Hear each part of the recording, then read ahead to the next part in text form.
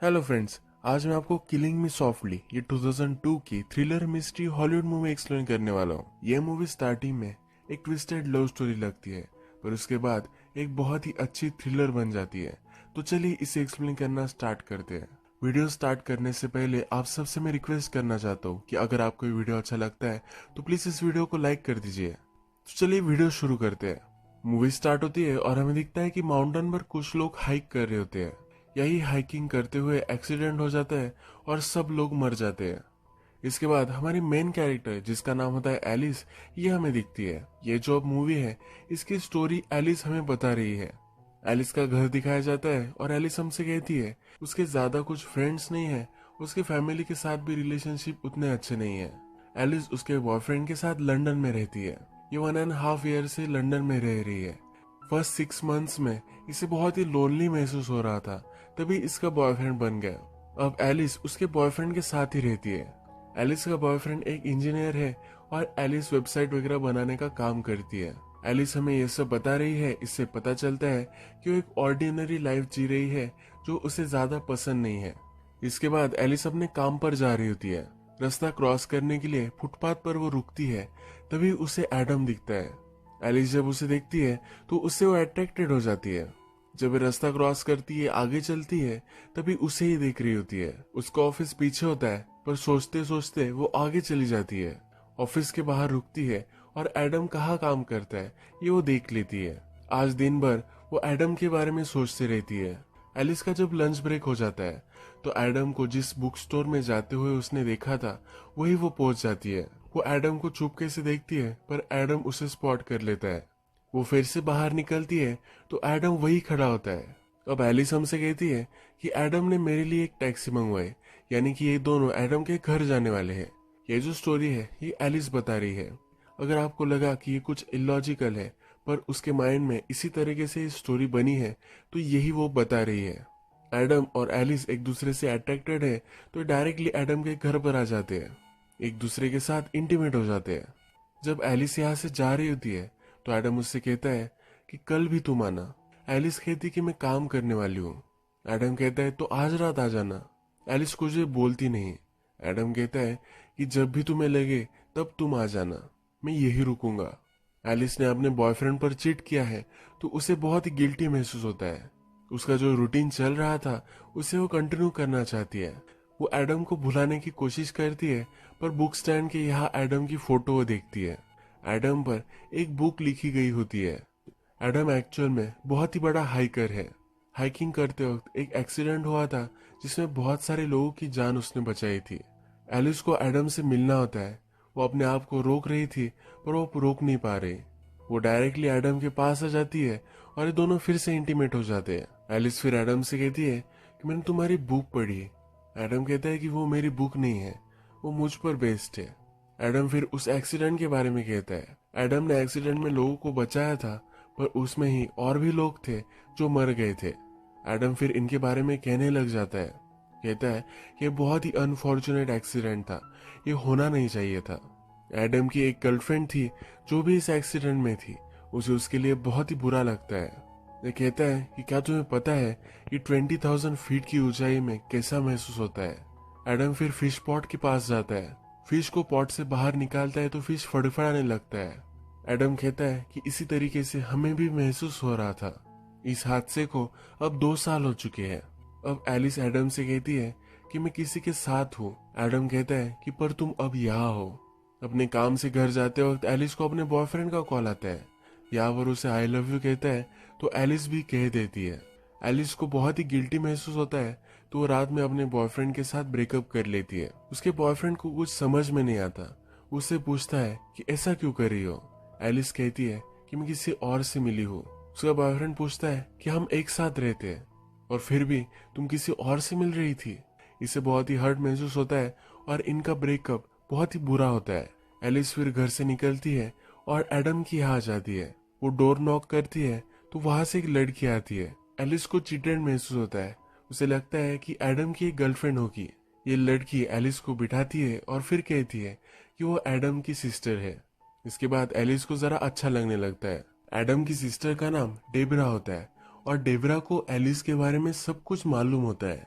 ये दोनों बात करने लग जाती है। फिर डेबरा कहती है कि मेरा ब्रदर एक हीरो है, पर ये चीज वो भूल जाता है। जो एक्सीडेंट हुआ था इसमें उसने लोगों को बचा ही था, पर जो लोग मर गए उनके लिए वो अपने आप को जिम्मेदार मानता है। ये एक एक्सीडेंट था और ये किसी के साथ भी हो सकता था, ये वो भूल जाता है। डेबरा एलिस को एक ड्रिंक ऑफर करती है और कहती है कि अब तुम उसके साथ हो, यही इम्पोर्टेंट है। एलिस को यहाँ पता चलता है कि डेबरा थोड़े दिनों के लिए बाहर गई थी, इसीलिए एडम उसके घर में रह रहा था। डेबरा एडम के घर का पता उसे दे देती है। एलिस जब एडम के घर पर पहुंचती है तो एडम वहां नहीं होता। बाहर बहुत ही ठंडी होती है, पर ये बाहर ही रुकती है। एडम जब वहां पहुंचता है तो उसे देखकर बहुत ही खुश होता है। एक दूसरे के साथ रात बिताते हैं। जब सुबह होती है तो एडम की इंटरव्यू लेने के लिए मैगजीन से एक जर्नलिस्ट आती है। एलिस को काम के लिए जाना होता है, पर उसे उसके कपड़े नहीं मिल रहे होते। सब जगह वो ढूंढने लग जाती है। एक कबर्ड के पास आती है तो कबर्ड वो लॉक होता है। सब ड्रॉवर चेक करती है तो उसे एक चाबी कबर्ड की मिल जाती है, पर तभी उसे उसका शर्ट दिख जाता है और वो पहन लेती है। या एलिस ऊपर के रूम में होती है और एडम का नीचे इंटरव्यू चल रहा होता है। एडम के फोन पर कॉल आता है जो एलिस उठाती है, पर वहां से कोई भी आवाज नहीं आती। एलिस को जरा सस्पिशियस लगता है, पर वो इसे जाने देती है। एलिस रेडी हो जाती है और वर्क के लिए जा रही होती है। तभी एडम ये देखता है और इंटरव्यू के बीच में ही उठकर उसके पास आ जाता है। उसे कहता है कि आज दिन भर मैं तुम्हारे बारे में सोचने वाला हूँ। एलिस भी कहती है कि मैं भी तुम्हारे बारे में सोचूंगी। एडम पूछता है कि क्या तुम्हें हाइकिंग सीखनी है। एलिस भी इंटरेस्टेड होती है। तो एडम फिर कहता है कि काम हो जाने के बाद तुम यहाँ आ जाना, मैं तुम्हें लेकर जाऊंगा। एडम फिर एलिस का काम हो जाने के बाद उसे इंडोर हॉल में बुला लेता है, जहाँ पर वो माउंटेन क्लाइंबिंग की प्रैक्टिस कर सकते हैं। यहाँ पर एडम की सिस्टर डेबरा भी है। डेबरा एलिस को वॉल चढ़ने के लिए रोप वगैरह लगाती है, उसके शूज वगैरह टाई करती है, उसे ऊपर चढ़ने में हेल्प करती है। जब एडम ये सब देखता है तो एलिस के पास आ जाता है। डेबरा को एलिस से दूर कर देता है। एडम एलिस को कहता है कि वो मेरी सिस्टर है, पर मैं उसे बहुत ही हेट करता हूँ। इसके बाद हम देखते हैं कि एलिस अपने फ्रेंड से मिल रही है। वो अपने फ्रेंड को कहती है कि जब से वो इस न्यू रिलेशनशिप में है तो वो बहुत ही बदल चुकी है। उसकी लाइफ बहुत ही एक्साइटेड है कि जो फ्रेंड है यही उसके एक्स बॉयफ्रेंड की भी फ्रेंड है। उसकी फ्रेंड कहती है कि ब्रेकअप हो जाने के बाद उसका बहुत ही बुरा हाल हो चुका है। एलिस की फ्रेंड उसे समझाती है कि तुम सिर्फ एडम से अट्रैक्टेड हो, पर सिर्फ अट्रैक्शन की वजह से ये कुछ अच्छी रिलेशनशिप होगी ऐसा कोई भी 100% श्योर नहीं है।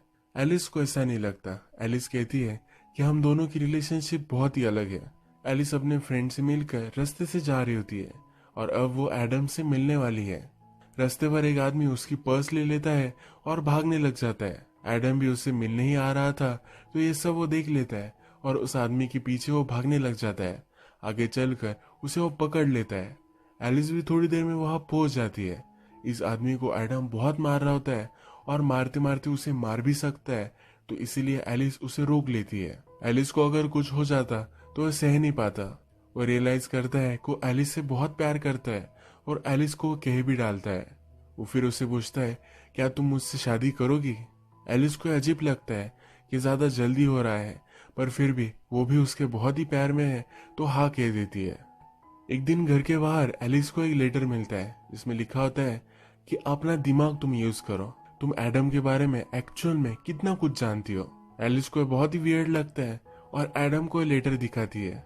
एलिस एडम को यह भी कहती है कि एक फोन कॉल आया था जिसमें कोई भी बात नहीं कर रहा था। एडम कहता है कि इस पर ज्यादा तुम ध्यान मत दो, अगर फिर से तुम्हारे साथ ही हुआ तो मुझे बताना।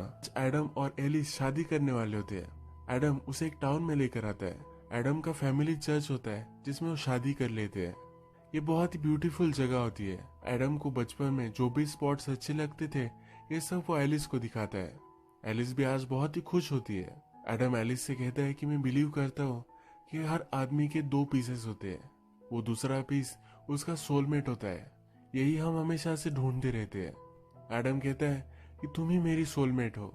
एडम प्लान बनाता है। मैरिज सेलिब्रेट करने के लिए वो एलिस के साथ ट्रेकिंग पर जाना चाहता है। जगह पर आते हैं ये वो कपड़े चेंज करते हैं। कपड़े चेंज करते वक्त एलिस जब न्यूड होती है तो एडम उसकी फोटो निकालना चाहता है। एलिस शर्मा रही होती है और वो कॉन्फिडेंटली उसे फोटो निकालने के लिए कहता है। ये फोटो उसने स्टैचू के पास निकाली होती है।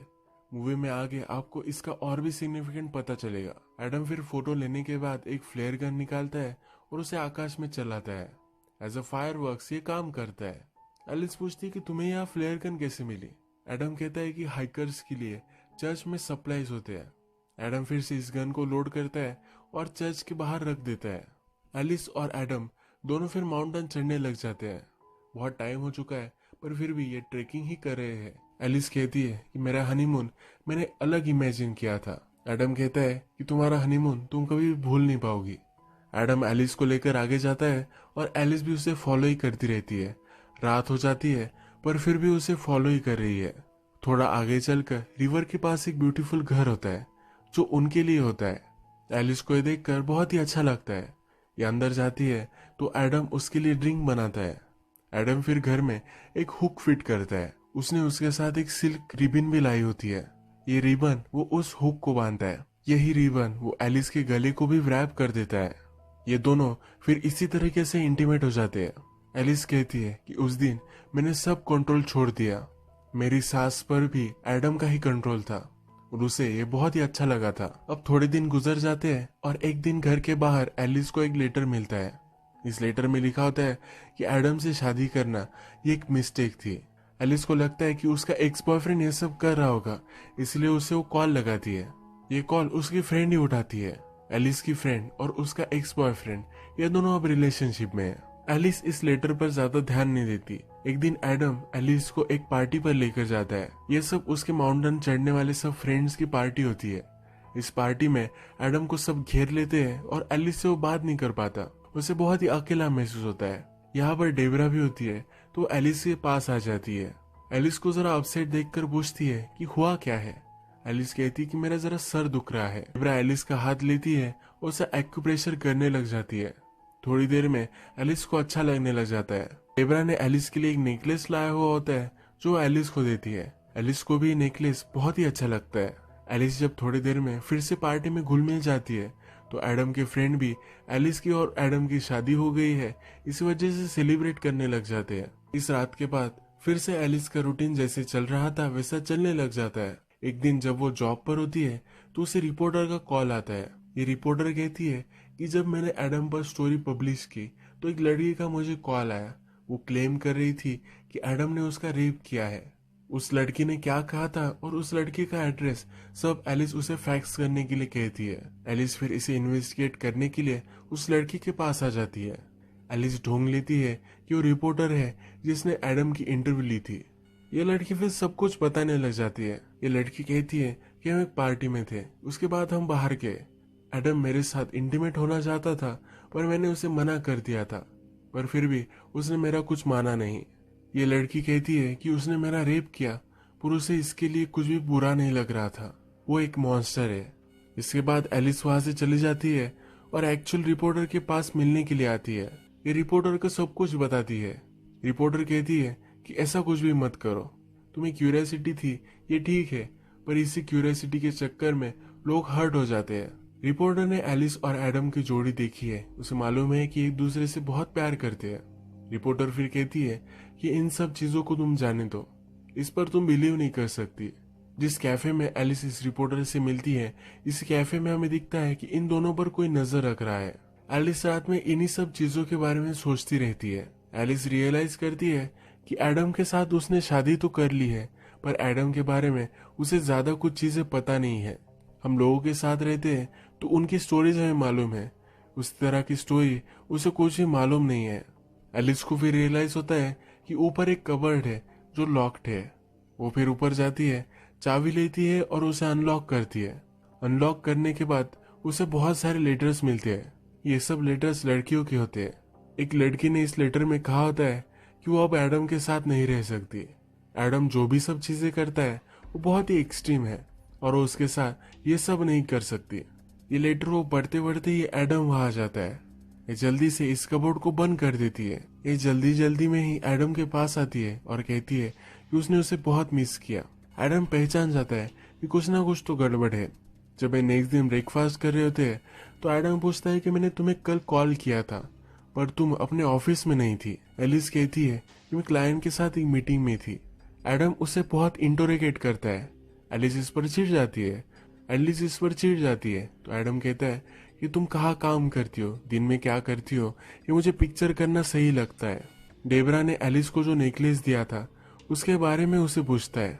एलिस इसके बारे में भी उसे बता देती है। एडम का फिर फ्रेंड वहां आता है। एडम की और एक इंटरव्यू है तो वहां से चला जाता है।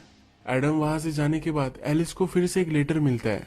इस लेटर में लिखा होता है कि तुम उसके साथ कितने दूर तक जा सकती हो।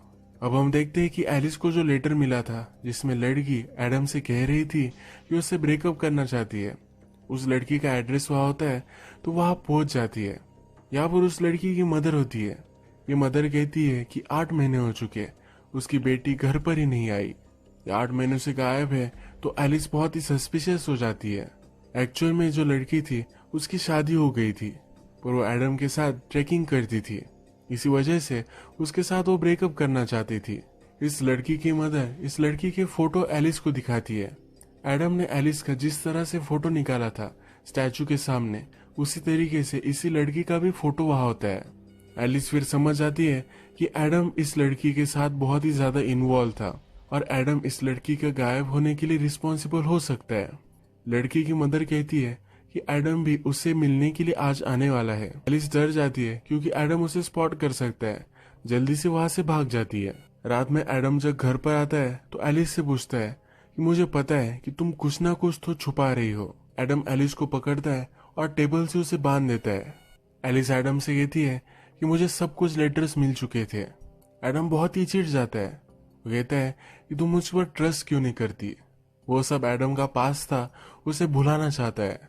एलिस फिर उसे सॉरी कहती है, बोलती है कि मुझे लगा था कि तुम्हारे बारे में और भी कुछ ज्यादा मैं जान सकी तो मैं तुमसे ज्यादा प्यार कर सकूंगी।